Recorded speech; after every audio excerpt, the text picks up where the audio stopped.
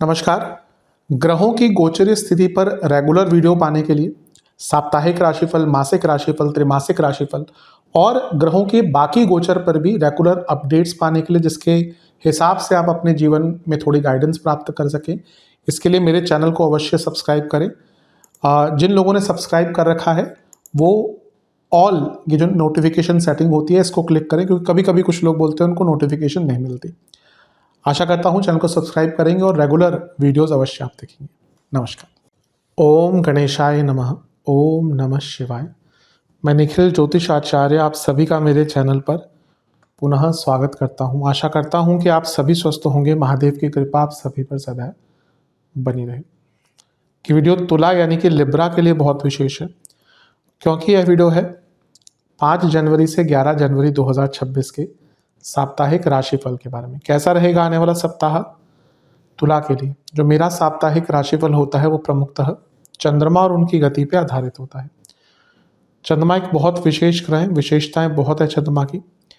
लेकिन जब हम साप्ताहिक राशिफल के संदर्भ में संबंध में बात करते हैं तो पहला तो उनकी तेज गति, फिर उनका मन का कारक होना और फिर उनकी एक क्वालिटी कि वह जिस भी भाव, राशि, ग्रह आदि के साथ संबंध संपर्क साधते हैं उनको बहुत एक्टिवेट कर देते हैं। इन सभी कारणों से चंद्रमा का जो गोचर होता है वो बहुत विशेष होता है। चंद्रमा के गोचर के कारण हमारे मन, मस्तिष्क, विचार, स्वभाव, सोचने के तौर तरीके, दृष्टिकोण, हर चीज़ पर बहुत डायरेक्ट इम्पैक्ट पड़ता है।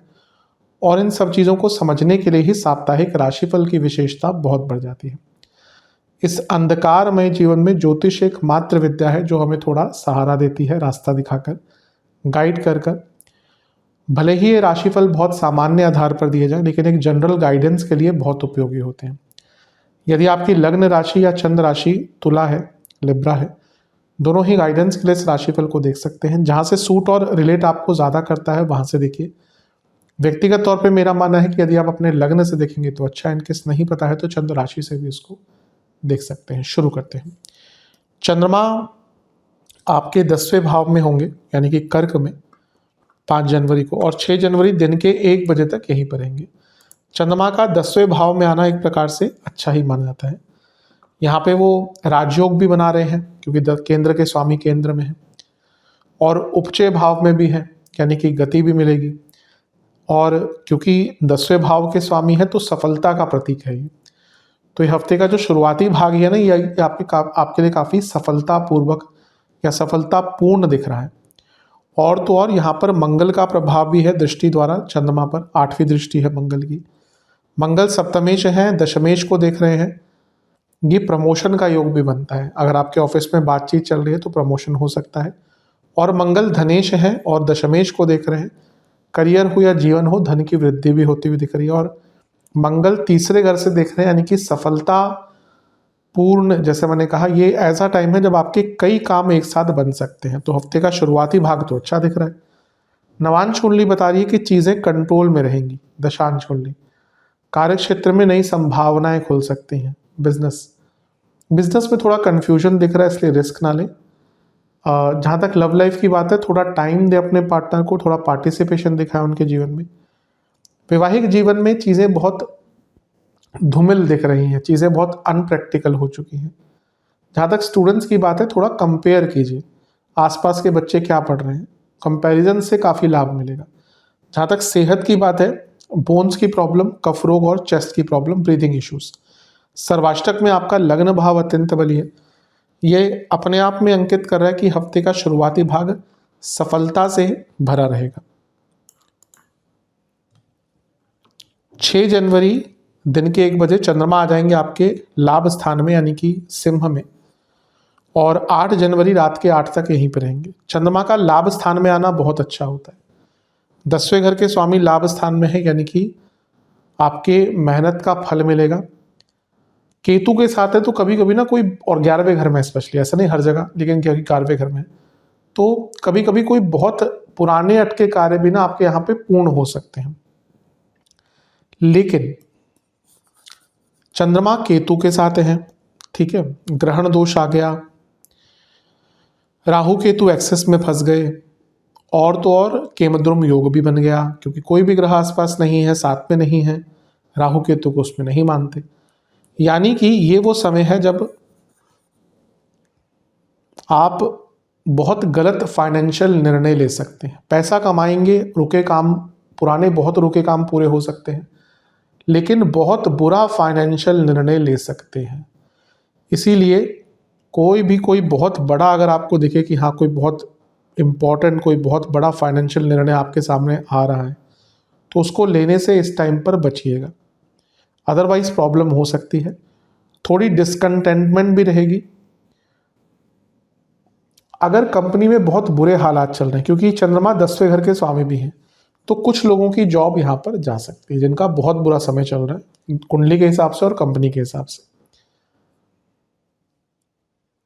बस यही एक चीज कहूंगा कि अगर किसी चीज में आपको कमी दिखती है, अगर अपने जीवन में कुछ कमी दिखती है, तो उसको लेकर डेस्परेट मत हो जाएगा, क्योंकि यहाँ पे ऐसा होगा कि आप हर चीज में कमी निकालना शुरू कर देंगे। नवांश कुंडली बता रही है पैसा आएगा, लेकिन जैसा मैंने कहा ना, थोड़ा सा पैसा लगाने से बचेगा। दशांश कुंडली सब ठीक है, लेकिन कार्य क्षेत्र में स्ट्रेसफुल एटमॉस्फेयर तो रहेगा। बिजनेस में कोई रिस्क नहीं लेना, बल्कि ये टाइम तो रिसर्च पे दीजिएगा। लव लाइफ बहुत अपूर्णता दिख रही है रिलेशनशिप में। अब ये किस लिए है वो तो आपको सोचना पड़ेगा। थोड़ी पूर्णता का अनुभव, ऐसा लग रहा है बहुत चीज़ें हैं जो अधूरी हैं और ये मिलकर ना बहुत दिक्कत दे रही है। वैवाहिक जीवन बहुत सचेत रहेगा, बड़े झगड़े हो सकते हैं, बड़े, छोटे मोटे नहीं, बड़े झगड़े। कम बोलिए, मजाक मत उड़ाइए, व्यंग्यात्मक बिल्कुल मत रहिएगा। स्टूडेंट्स, आपको ना बहुत चीज़ों को ठीक करना पड़ेगा। अभी लग रहा है कि छोटी छोटी अंग में चीज़ें ठीक हैं, आपने संभाला हुआ, लेकिन बृहत रूप से चीज़ें बहुत अव्यवस्थित हैं। विचार कीजिए। जहाँ तक सेहत की बात है, इन्फेक्शंस, इन्फ्लामेशन, बोन्स की प्रॉब्लम, लोअर बैक में दर्द, सर्वाष्टक में आपका लगने ही वाली है। कोई रिस्क, बहुत बड़ा कोई रिस्क हफ्ते के इस भाग में मत लीजिएगा। 8 जनवरी रात के 8 बजे चंद्रमा आ जाएंगे आपके 12वें भाग में, 12वें घर में, यानी कि कन्या में, और सप्ताह के अंत तक यहीं पर रहेंगे। चंद्रमा का 12वें घर में आना कोई बहुत विशेष नहीं माना जाता। पहले अच्छी चीज़ों की बात कर लेते हैं। 10वें घर के स्वामी 12वें घर में, कोई एमएनसी अगर आदि में काम करते हैं तो अच्छा है। आप अगर जॉब चेंज करना चाहते हैं या विदेश में जॉब ढूंढना चाहते हैं, उनके लिए भी अच्छा है। गुरु से केंद्र में है तो गजकेसरी योग बन रहा है, ये भी ठीक है। थोड़ा भाग्य का साथ मिलता है, थोड़ा पूजा पाठ कीजिएगा और भी लाभ मिलेगा। और शनि की दृष्टि भी है, जो शनि योग कारक है। तो योग कारक ग्रह शनि कर्म भाव के स्वामी को देख रहा है, तो कई अटके हुए कामों को गति मिलेगी। कोई लीगल काम अटक रहा था, कोई पेपर वर्क का काम अटक रहा था, कोई पैसा अटक रहा था, कोई विदेश का काम अटक रहा था, वो पूर्ण हो सकता है। लेकिन चंद्रमा 12वें घर में, केमद्रुम योग और रही सही असर शनिदेव पूरी कर देंगे। अब भले ही वो आपके लिए योग कारक हैं, लेकिन विषदोष भी उत्पन्न कर रहे हैं, तो ये थोड़ी सी प्रॉब्लम क्रिएट करेगी चीज़। पुरानी बातों पे ना जाए, फिर से कहूँगा, किसी पर बहुत ज़्यादा विश्वास ना करें। इनसिक्योरिटी, एंग्जाइटी वगैरह हो रही है तो थोड़ा शांत रहें। जो भी, अगर आप कुछ एक्सरसाइज करते हैं, जो भी आप मीन्स अपनाते हैं इनको कम करने के लिए, वो कीजिए, क्योंकि यहाँ पे एंग्जाइटी भी बहुत दिख रही है। प्रॉब्लम कोई बहुत बड़ी होगी नहीं, लेकिन एंग्जाइटी के कारण वो बढ़ जाता है। आज के डेट में कई लोगों को एंग्जाइटी की प्रॉब्लम है, और प्रॉब्लम ये नहीं है कि एंग्जाइटी है, प्रॉब्लम ये है कि अधिकतर लोगों को पता भी नहीं होता कि उनको एंग्जाइटी है। अभी रिसेंटली मैं एक छोटी बच्ची के सामने कहीं गया हुआ था, किसी एक सोशल इवेंट में। बच्ची के हाव भाव देख के ना, वो पाँव हिलाए जा रही, ऐसे करे जा रही, तो मैंने उनके पेरेंट्स से पूछा। बहुत छोटी बच्ची भी नहीं थी, पर टीनेज में थी आई थिंक। तो मैंने पूछा इनको एंग्जाइटी है क्या, तो उनके पेरेंट्स को ये आइडिया भी नहीं था क्या होता है वो। और आइडिया हो भी तो पेरेंट्स सोचता नहीं कि हमारे बच्चों को इतनी यंग एज में वो प्रॉब्लम हो जाएगी। तो अगर आपको भी कुछ एंग्जाइटी वगैरह, तो जो भी आप उसके ठीक करने के लिए करते हैं वो कीजिए इस टाइम पे, क्योंकि ये थोड़ा सा टाइम उस प्रकार का रहेगा। नवांश कुंडली बता रही कि बर्डन बहुत रहेगा उम्मीदों का, जो तंग करेगा। दशांश कुंडली कार्य क्षेत्र में थोड़ा अकेलापन रहेगा, कभी कभी लोग इग्नोर करते हैं, वैसा ही टाइम दिख रहा है। बिजनेस की जहां तक बात है, कुछ बदलाव करना चाहते हैं तो अच्छा टाइम है। लव लाइफ ठीक है, इंटीमेसी सब ठीक ठीक दिख रहा है, लेकिन पैसों को लेकर झगड़े हो सकते हैं। वैवाहिक जीवन, जल्दबाजी से बचे। अभी लग रहा है कि आप ना बहुत चीज़ें एक साथ करना चाहते हैं और ये दिक्कत दे रही है प्रॉब्लम। ये जो चीज़ है ये आपके लिए बड़ी परेशानी क्रिएट कर सकती है। स्टूडेंट्स, आप इन्वॉल्व रहिए बट बाकी स्टूडेंट्स के साथ। अभी लग रहा है कि आपका इन्वॉल्वमेंट बहुत कम है। जहाँ तक सेहत की बात है, पैरों के रोग, कफ की प्रॉब्लम और स्लीप डिसऑर्डर तंग करेंगे। सर्वाष्टक में आपका लगन ही बली है। ठीक है, थोड़ा सा फिजिकल एक्सरसाइज, मेंटल एक्सरसाइज कीजिए तो मन पर नियंत्रण रहेगा। उपाय के स्वरूप में दुर्गा चालीसा, काली चालीसा का 2-2 बार पाठ कीजिए। आशा करता हूँ वीडियो काम आएगा। चैनल पे अगर आप नए हैं तो सब्सक्राइब कर लीजिए, वीडियो को लाइक कर लीजिए। मिलता हूँ अगली वीडियो में, तब तक के लिए ओम नमः शिवाय।